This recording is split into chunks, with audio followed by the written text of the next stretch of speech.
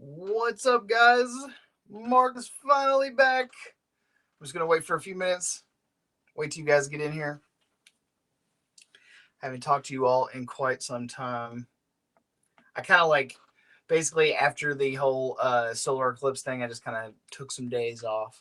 So, like I said, I'll wait for you guys to get in the room and we will chat it up. I have literally almost no idea what any of you guys have been up to, so I'm pretty anxious to find out, kind of catch up and see what's up.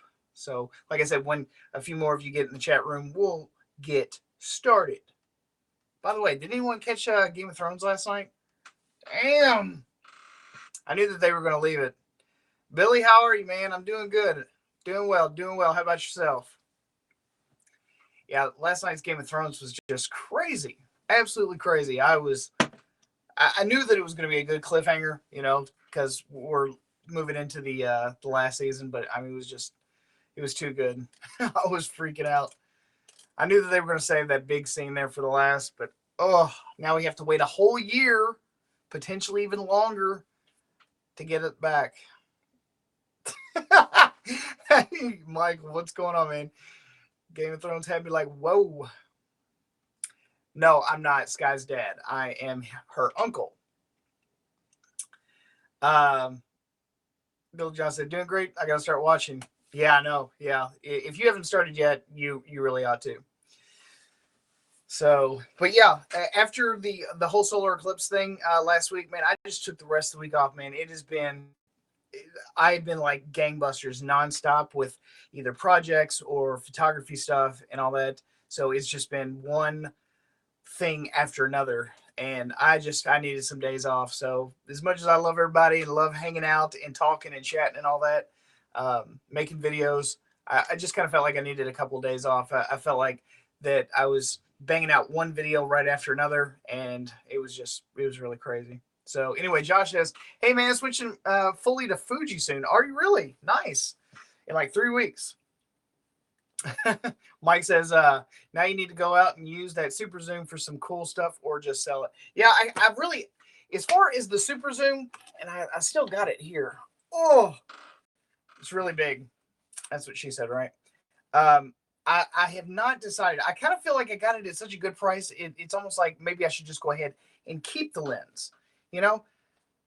But at the same time, I realize that I don't use super zooms all the time, basically hardly ever. And this thing is a monster. So, I think that if I was shooting sports more often, or if I was doing more, bird photography or wildlife photography, I think that I would have a much bigger need for this lens. So, it sounds like you're doing some justification just to keep it. Yeah, I am, because sometimes when you get a really good deal on a lens, even if you don't use it a whole lot, it's kind of an investment. It's like a little piggy bank.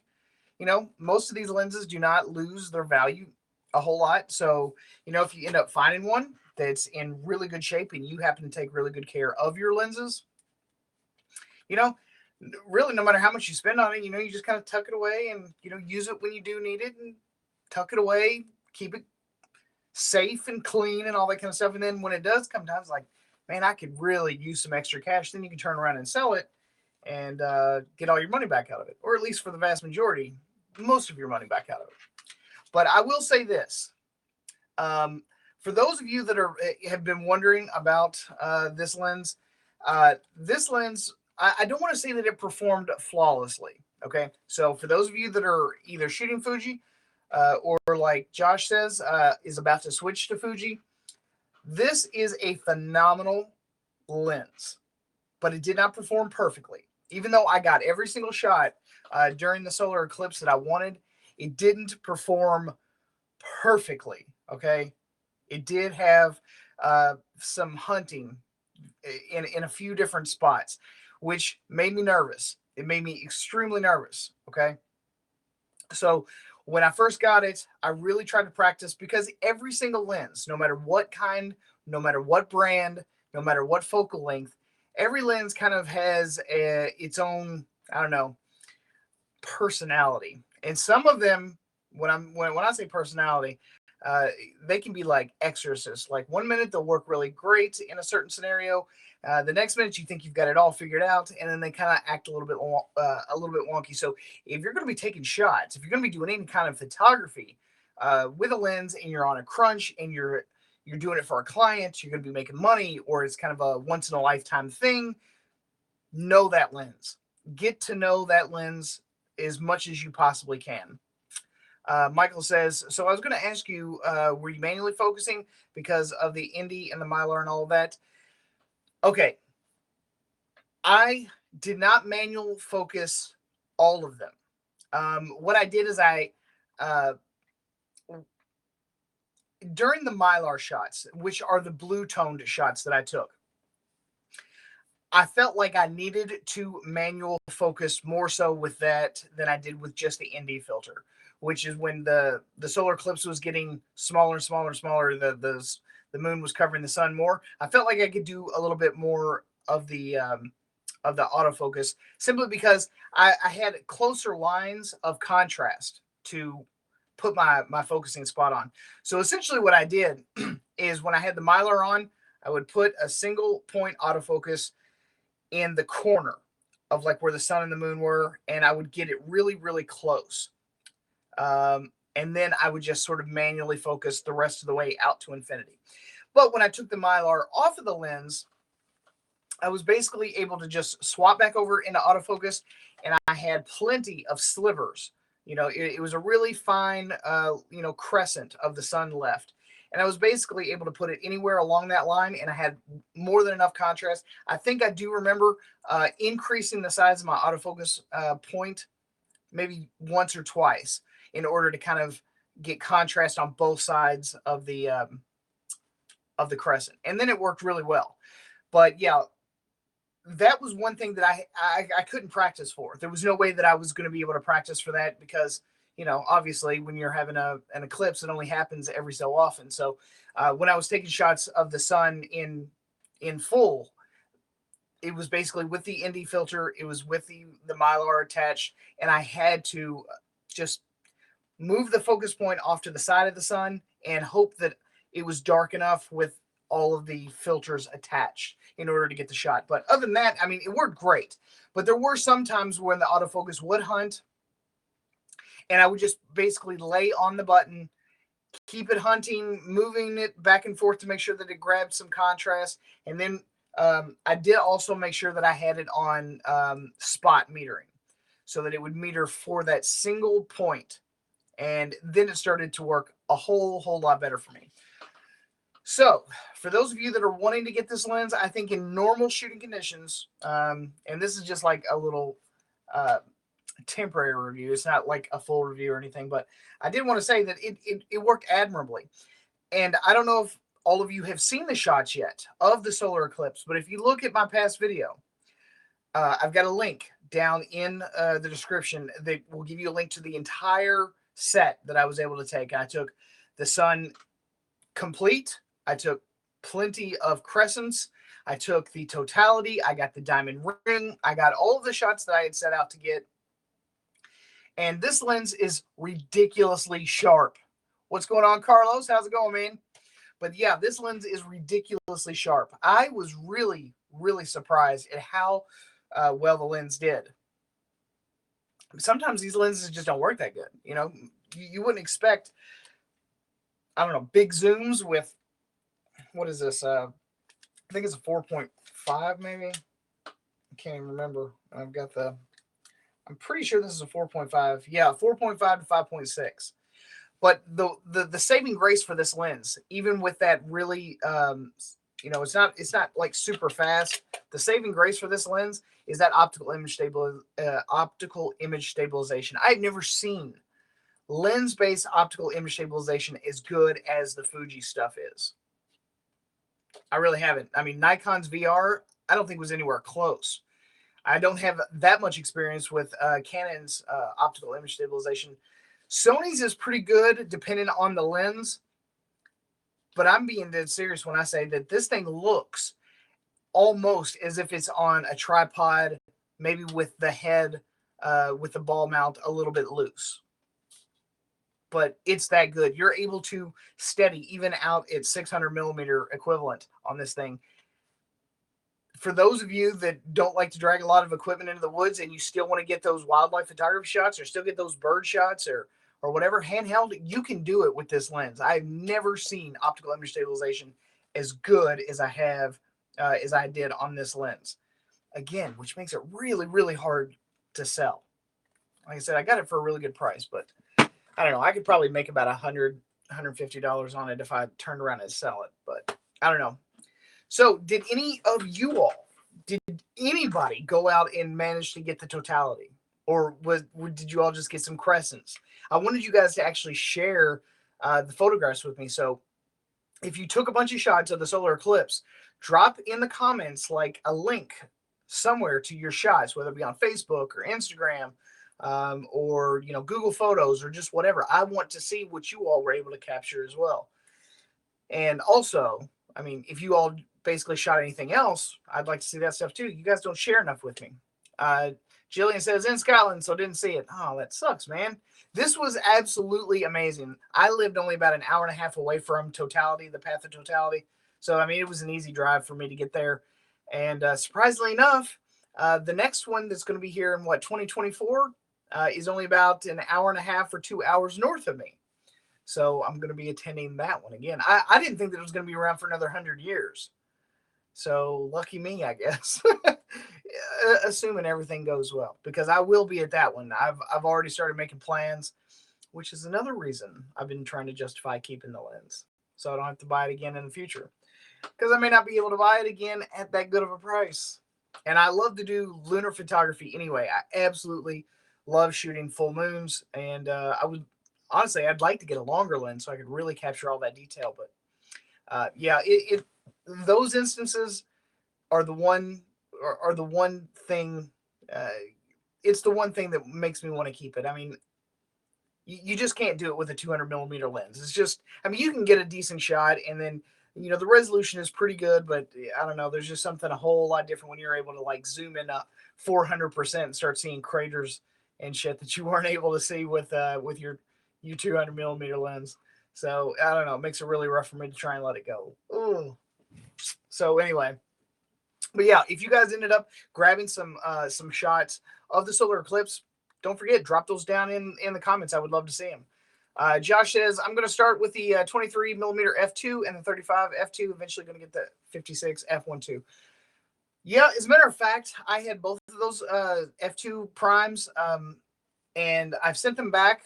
They were review copies, but I do think that I'm going to buy the 35 millimeter for sure. I wasn't as impressed with the 23 millimeter. I'm not saying that it's a bad lens. I mean, it's really not. But the 35 is basically a 50 millimeter equivalent, and it is just butter. I mean, that bokeh is just butter. So if I was to buy one or the other, I would probably, in my opinion, I would probably get the 35 and the 50 so that I could have my portrait equivalent. He says, do you think that it'll be more versatile to get the 16 millimeter instead of the 23? Me personally, I own the 16 millimeter, and that lens for me is my God lens. That's what I call it. The 16 millimeter for me is ridiculously versatile, especially because I do a lot of product photography. I do a lot of close-ups. I like having the wide angle and all that. So for me, it's an extremely versatile lens and 100% worth it. If you buy that lens, you're not going to regret spending a dime of that money. So again, it's just me. I feel like anyone that buys it, anyone that invests in that lens, you're going to have excellent results. In my opinion, it's almost hard to take a bad shot with the 16 millimeter. So I just think it's that good. I don't really know how to pronounce your name. I think it's Shranish, something like that. Hey, your views on the, sorry.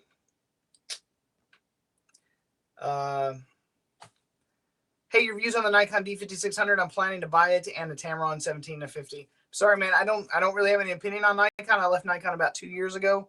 I don't think Nikon makes horrible cameras. I just think they're a little bit behind the times. That was one of the main reasons why I didn't stick with them. mainly because of the video features. So if that is part of your game, I would really, really consider looking elsewhere.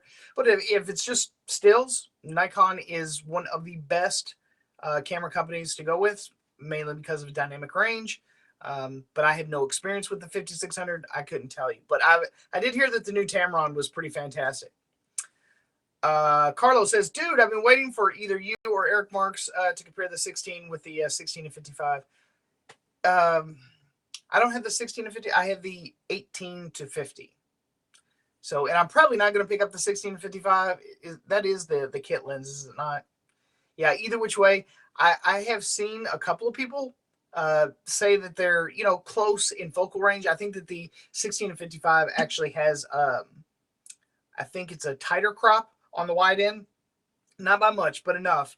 And obviously nowhere near as sharp. So, yeah, there is no comparison really. I mean, if you just need good enough, I'd say this, that lens would be fine. But seriously, no matter how good the zooms are, Fuji's primes are just some of the absolute best primes I've ever had.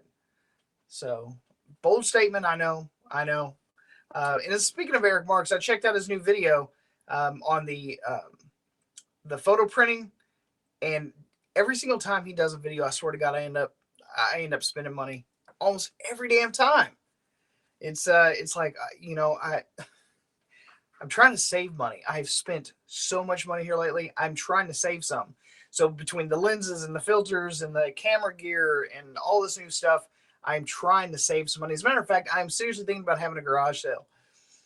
Not like a literal one, but like an internet garage sale for you guys. So if I end up getting rid of some of my stuff, I'm thinking about selling this laptop and getting a beefier MacBook Pro. I'm thinking about selling my desktop and basically replacing my desktop with a monitor so that when I'm docked here, then I can just plug it up, go that route. So if I end up selling some lenses,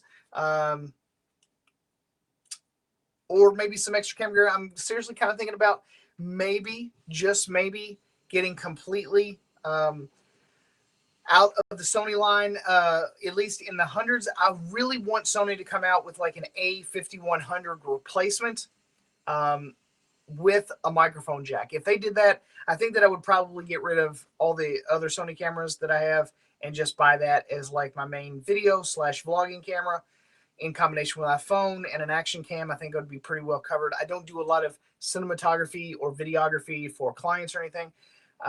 But for the small amount that I would do, I want everyone to know that the Fuji cameras also have phase detect also. So their autofocus is not bad. The video features of the Fuji cameras are just not, I would say, as responsive. So I would say that their autofocus is probably like the same autofocus as like an A6000. Not quite as fast, not quite as snappy, but pretty damn close. And it does take a little bit of getting used to. So if you're, in the Sony ecosystem because of the video features, believe me, I understand. I love the video features from Sony. Absolutely love the video. And let's not get it twisted here. Almost every other camera manufacturer out right now, they're using Sony sensors. Okay, Nikon's using them. Everyone is all blown away by the Nikon D850, and I'm going, yeah, Sony had that 2 years ago. Literally. I mean, I can almost guarantee you that the sensor that they put in there was probably like the Sony A7, R Mark 1 sensor, or yeah, probably something like that. I mean, it's not revolutionary. It's not over the moon. Like, I have no idea why everyone's going, oh, thank God, Nikon is saved. But I will say this: if they had busted on this last camera, I think that would have been the knockout punch. Just the fact that they did 4K with no cropping, that saved a lot of Nikon users from leaving and swapping over to something else. I think the one camera company now that needs to be worried is probably Canon. Canon not having any 4K in their DSLR cameras, I think that is probably one of the worst things that could happen to that camera company right now. So now Sony's got it, Panasonic's got it, and Nikon has it, and Canon doesn't. I feel sorry for Canon. I mean, I feel really bad for them. I don't know who's making decisions over there, but now they don't have any 4K. And everyone is going, hello, hello. They want video features. And they don't want to buy a cinema camera to get it. So for those that keep waiting, I mean, all of their lower end full frame, you know, like the what was it, the 60 Mark II, no 4K. I mean, there was nothing amazing about that camera. So, hi, did you have a chance to take a look at the Nissan i60A? Hang on one second. i60A or the new Godox TTL high-speed sync flash for Fuji. I have not, but I do plan to get both of those in. But I personally think that I'm leaning more towards the Godox system, mainly because I want the 8200. I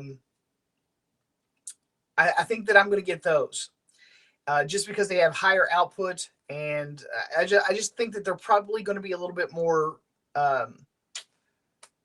versatile for my needs. Most of the time, I don't do really big, huge studio strobes. I do mainly speed lights, and I think the 8200s are going to be right up my alley. So I'm thinking about getting 3 to 4 of those and the Godox Fuji triggers. I think the Nissan is a nice system, but the 8200 flashes and, you know, having the Fresnel head and the modeling lamp being interchangeable for somebody that likes to travel a lot like me and, you know, doesn't want to carry a lot of big bulky stuff, having that as sort of a, I don't know, studio strobe replacement, like I said, it's right up my alley. So I think I'm going to grab 3 or 4 of those and go with the Godox trigger. What is the X1T or something? And I think they're getting ready to release some new triggers, which I'm really interested in. Hey, and Godox, if you ever watch this, don't forget I'm around, and I would love to check out some of your new gear. So, yeah. But as far as I'm concerned, both of those systems would actually be really good options for Fuji now, because up until that point, there weren't many high-speed sync options for a Fuji shooter. Even official Fuji gear was just not all that good. I mean, no high-speed sync. It was really kind of a barren wasteland for Fuji shooters there for quite some time. But I'm really glad to see that more and more companies are picking up on the fact that Fuji has a lot to offer, and the image quality is fantastic. A lot of people really prefer the look and the detail of the Sony or the Fuji glass. So I'm glad to see that more and more manufacturers are recognizing that they are a major player, and there's a lot of us out there that are shooting with Fuji. So, but oh, and the other thing is that I do finally have the in the works. I don't have them like right this second, but I do finally have some of those the F2 primes. I have all 3. I'm going to be having those reviews coming out. I'm going to guess either late this week or sometime next week. Just depends on schedule. Just depends on what we've got going on, that kind of thing. But yeah, those lenses, I'll give you a sneak peek. For the money, are some of the best small form factor primes I think that money can buy right now. When you combine the build quality with the image quality and with how fast that they focus, they're probably some of the best low-cost primes you can buy. And that's a true story. Not so good for video. So if you were thinking about taking these and doing some street shooting, that there's no finesse when it swaps from one focus point to another. When it changes from, you know, far to near or whatever, it's like that. There's no, you know, you don't have an option to adjust track speed. That may be completely different with Fuji getting ready to release a video-centric X-T2. I believe they're going to be calling it the X-T2S. And if you happen to pick up that camera because you do a lot of video, maybe they'll put an option in there to work with their lenses where you can actually adjust the tracking speed so that you can go kind of like a natural rack focus. But yeah, as it stands right now with the current firmware available, it's just boom, boom, boom. It's real fast, real snappy. So for stills, that's amazing. But for video, it's not so good. So, so yeah, I'm going to have those reviews, like I said, probably either out toward the end of this week or, you know, really soon, maybe next week. I'm just gonna push it out to next week so no one gets their hopes up, right? But yeah, as far as everything else, I am still alive. I'm still around and everything. I just wanted to take some time to breathe after all that stress with the solar eclipse and finally getting it.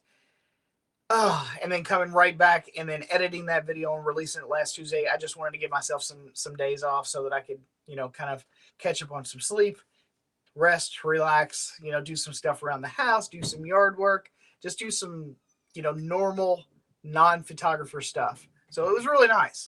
But I'm back at it again. And if, like I said, if you have solar eclipse photographs, put them down in the comments. I want to see them. I want to see what you guys were able to capture as well. But Eric Rossi says, no time off. This is YouTube. Yeah, I did videos straight for like 2 solid months. Every single day I was dedicated. I was gaming the YouTube algorithm. But yeah, I had to take some days off. I had to take some time for myself. Yes, Shrinsa says, I don't know how to pronounce your name. Shreyansh. I'm going to guess. I'm sure I butchered it, and I apologize. Hey, which is better, Premiere's Lumetri color or Magic Bullet Colorista for color grading? I don't know. Depends on perspective. Premiere's is already built in, so if you're going to be editing with Premiere, I say you're pretty good. But I have tried Colorista. It's really good, but I don't know. For color grading, I would just go Resolve. You know, it's free, and you know, if you like that linear style editor, you know, traditional Final Cut Pro 7, Adobe Premiere, my suggestion to most people would be just start learning to edit on Resolve. It's a ridiculously powerful program. It has a built-in editor, color grading, node-based color adjustments, and again, it's free. No subscription required. So anyone that keeps that, you know, anyone that asks me as far as like video editing, if you don't want to spend a whole lot of money, go Resolve. But I'm a Final Cut Pro editor, so I've been editing ever since Final Cut Pro 7 was a thing. I made the switch to Final Cut Pro 10 when it came out. It was slightly difficult, but not nearly as bad as I thought, and that was 7 years ago. And I've been editing on it ever since, and it's optimization, period. I can edit and render like that. People that edit with Premiere, just it's rough. Adobe has not optimized that code in so long. It's too slow, way too damn slow. I mean, simple things, just like playing your footage back. You've got to like scale it back to like 1/4, you know, just to see it in real time. In Final Cut Pro, I just don't have any problems. I mean, I import my footage. It plays like a dream. I edit basically in real time. Playback, edit, splice, cut, do my audio, do some color correction, adjust my my levels, my normalization. I do all that stuff right inside of Final Cut Pro 10, and it's just like that. It doesn't take me very long. I mean, I can edit just about any video in just maybe a half hour. I mean, it doesn't take me that long. As long as I know what I want my edit to look like, Final Cut Pro 10 is my jam. And it's all about that optimized code on a Mac computer or a Hackintosh. I've seen pretty decent results out of Hackintoshes, but I already own plenty of Mac, official Mac computers, so there's no reason to Hackintosh anything. So, but yeah, if you're wondering about color grading and stuff like that, I say pick up DaVinci Resolve. It's free. It's ridiculously powerful. And if you're already coming from an editor very close to Premiere Pro or, you know, Final Cut Pro 7 or like Avid Media Composer, stuff like that, I don't think your transition would be very bad. I think you could probably hop on over to Resolve pretty easy and not have a whole lot of hassle with it. So, but again, like I said, I would do that if I was doing hardcore client work. I would edit more or at least color grade more with Resolve. But I find that as long as I shoot flat, I can get pretty damn close to the results that I want right out of Final Cut Pro. But again, I've been using it for 7 years, and I actually personally, I actually like the color board that's built into Final Cut Pro 10. A lot of editors, they don't. They like the wheels, but I've not missed them. So, but again, I don't do it every single day of my life, and I don't have a really huge preference toward color wheels anymore, just because I've been using the color board for so long. So, for me, it was a pretty easy transition. I actually got it. I understood the positive, the negative. If you take away, blues, you'll get some greens, and if you add some yellow, you take away. It was actually a very easy transition for me. So yeah, I actually enjoyed it. But if you're already used to wheels, DaVinci Resolve has got you covered. And I don't know if I mentioned this, but it's free. It's really, really free. So, all right, guys. So I'm going to get out of here. I just wanted to touch base with everyone, let everyone know that I was still alive, that I also wanted to see your all's solar eclipse photos if you managed to get any. Again, if you check out my video from last week, you'll find the link to the gallery of all of my solar eclipse photos. And in those photos, I just want to say yet again that the lens that I was using was the 100-400 Fuji XF super zoom lens. Okay, no, I still had this. I still got this lens. And the thing of it is that this lens was so good. It worked out so well for me. If you look really close at the photographs, you can see that I not only captured sunspots directly on the sun with no eclipse happening at that moment. Like, I had sunspots in 2 different places on the sun, and that was with just the Mylar filter. I think that I took that one. Didn't even have the ND filter on for that one. Was able to capture sunspots, and as stuff started happening as far as the eclipse goes, I was able to get solar flare. I was able to, and I'm talking razor sharp detail on the solar flare, the sunspots. I wish that I could have gotten the International Space Station doing the transit, but I don't know. It didn't capture, so I don't know what the hell. Maybe I was just in the wrong place. Maybe I was on the wrong side of the sun. I don't know. But yeah, my results with that lens and the Fuji X-T3, more than pleased. Absolutely exceptional photos as far as I'm concerned. I was ecstatic. So if you haven't seen that video yet, check out my video from last week. I would really appreciate it. You know what's weird too is that I got 28,000 views. 28,000 views on the stupid video that I made to make the filter. Got 500 views on the actual solar eclipse video where I actually show results with the goddamn filter. Craziest thing in the world. And I guarantee you, all these people that were watching that video, they were doing it with they wanted to do it with the cell phone, man. And they probably didn't get one single good photo. You'd think that they would want to come back and see, okay, well, he was the one that told me that it would work. I'm wondering just exactly, what he was able to get with his. So, yeah, so 28,000 views on a stupid plastic and Mylar filter video, and 500 views on actually capturing a once-in-a-lifetime event. Oh, it's just brutal. I hate YouTube sometimes. Maybe it's maybe it's not YouTube. Maybe it's just the people on YouTube. I don't know. Do you have a Flickr for your 16:1.4? I do not. Sorry, I use all Google Photos. I used to upload a Flickr. It is such a boring. Flickr is so boring anymore. And I just don't know many photographers that use it. So sorry, man. I apologize. Eric says, that's how it works, dude. It's not understandable. There's a guy who describes what a lens hood is used and has millions of views. A lens hood. Yeah, and there's actually another video where the guy's got like 1 million views on, I don't know, when to use a lens hood. It's like, how do you not know that? And how does he have 1 million views on that video? I mean, I need to start making the dumbest.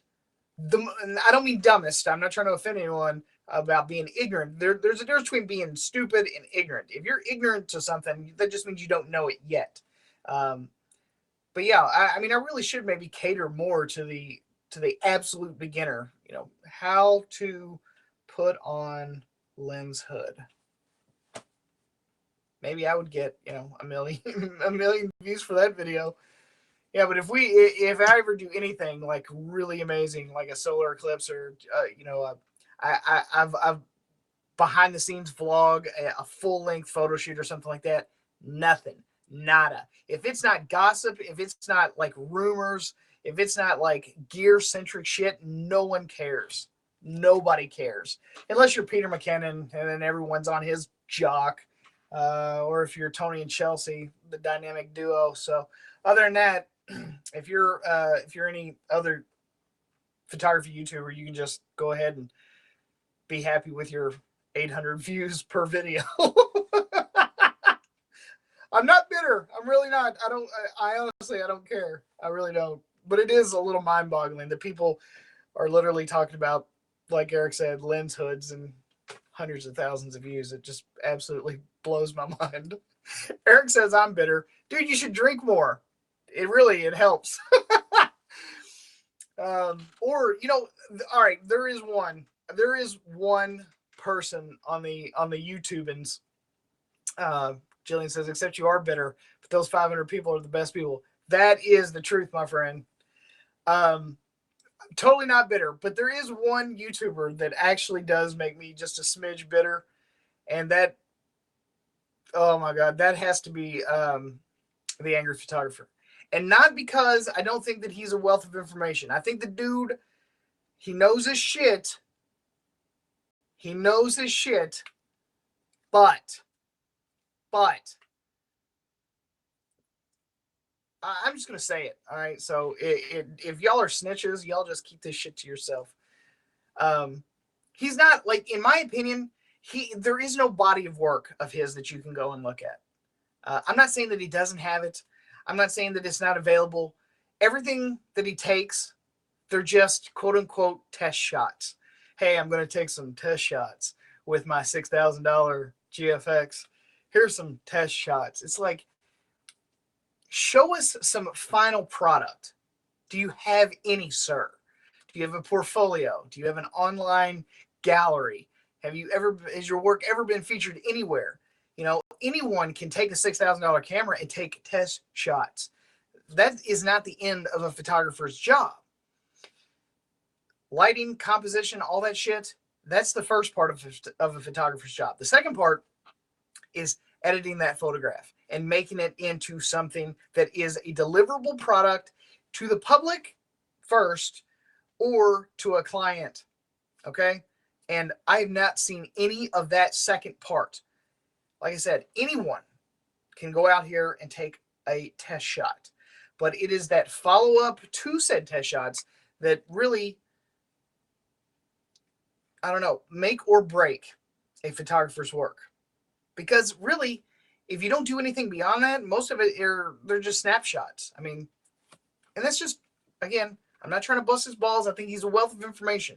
I actually watch his videos from time to time. When he starts laughing and slapping his head, I'm fucking out. But before that or after that, if I can get past that in a specific video, yeah, then I can usually draw some good information from what he's from what he's saying. But when he goes on that nutso, super duper tired, starts slapping, woo! Dude, I'm out. I'm completely out of there. Let me read these comments. Fatty says, hey man, can you give me a shout out, please? I love your stuff, please. And as well, how would you fix a faulty cable on a Rode Video Mic Pro? I would either return it and have them do a warranty repair on it. Probably, if it's the old Video Mic Pro, I would just return it. It should still be under warranty. Eric Rossi says he shot with Jason, so all is good right now, right? No, it's not. All of his shots were test shots. Again, like, not a single polished final product. They were all test shots. I mean, he also says he doesn't do video. I mean, if any of his photographs are only as good as his video, then he's not even a photographer. He is a snap shooter who just happens to know a lot about lenses, who happens to know a lot about cameras. I don't give a shit how much money he spent on all the Fuji lenses. You know, I could have all the NASCARs. It doesn't make me a NASCAR driver. I could have all the footballs. It doesn't make me a pro quarterback. You know, I don't know why people put so much stock in, you know, the lens choice. I mean, I guess he can discern this one is absolutely the sharper one. But I mean, real professionals, you can take shots with anything and make amazing, gorgeous, beautiful things with these lenses, with these cameras. But I mean, all I've ever seen are test shots. I don't think anyone else out there has seen a single finished final product of his ever. I don't think anyone has. And if they have, I'll eat my words. I'll say I'm sorry, whatever, you know.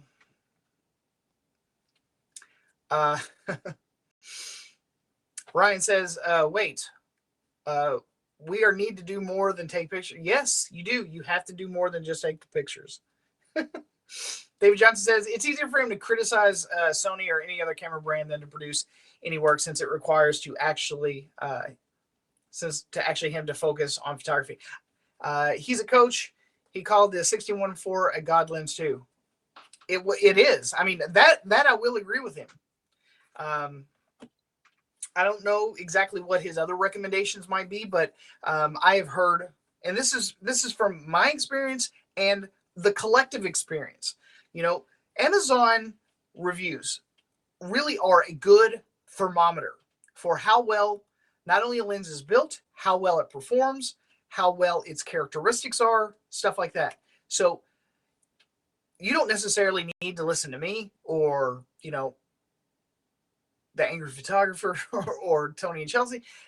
When you have a collective rating system like you do with Amazon, who has the reach of so many different people, who have varying levels of skill, who have varying levels of expertise with their photography equipment, when everyone starts getting into the 4.5 star range, that's an excellent piece of gear. I don't think you have a whole lot to worry about once you get to that point. And 9 times out of 10, I have noticed that when I buy something that is, I always shop 4 stars or above. I don't want to hassle with any little trinkety thing that may be knocking it down just a little bit.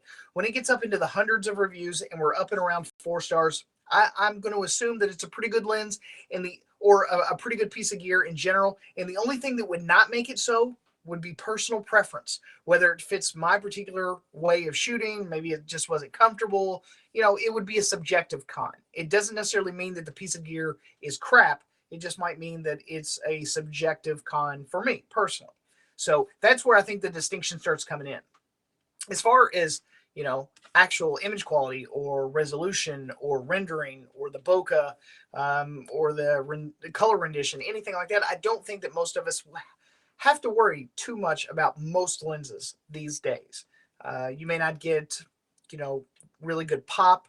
You may not, you know, there may be some that are slightly sharper than other ones.